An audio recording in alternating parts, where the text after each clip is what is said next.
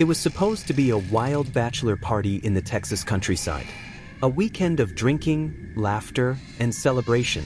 But when the sun rose, the groom-to-be was gone. His boots were by the fire. His phone lay dead on the cabin floor.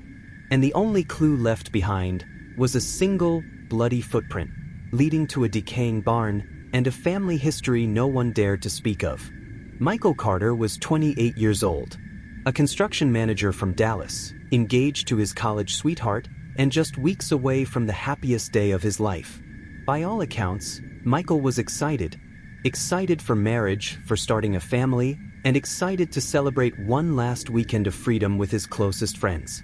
But Michael would never come home. Michael's fiancée, Sarah, described him as loyal, funny, and stubbornly optimistic.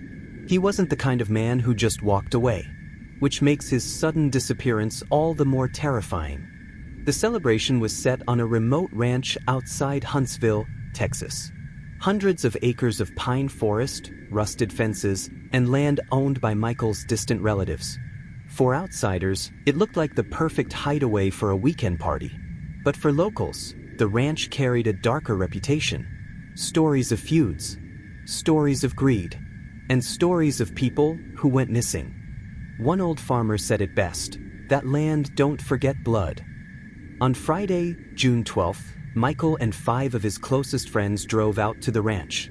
They brought coolers of beer, whiskey, and steaks for the fire. The first night was uneventful: music, laughter, and too much drinking. But by midnight, the mood shifted.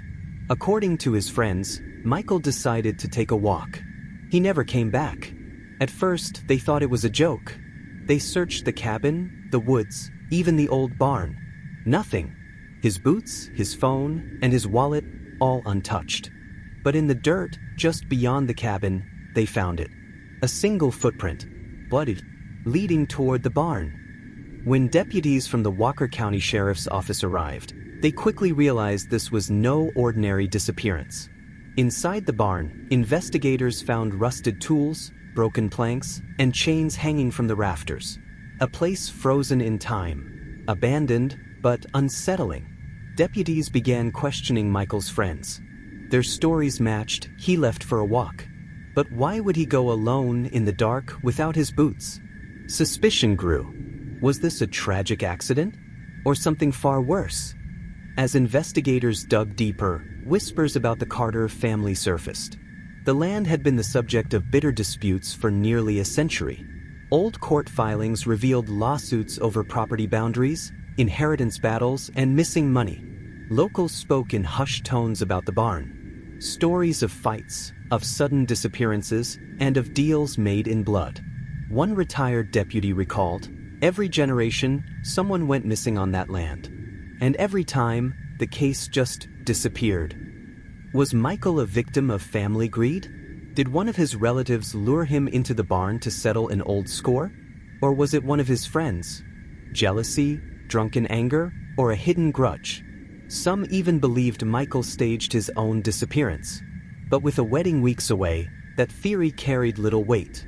And then there was the strangest theory of all, that Michael was simply the latest victim in a long pattern of vanishing men tied to the ranch.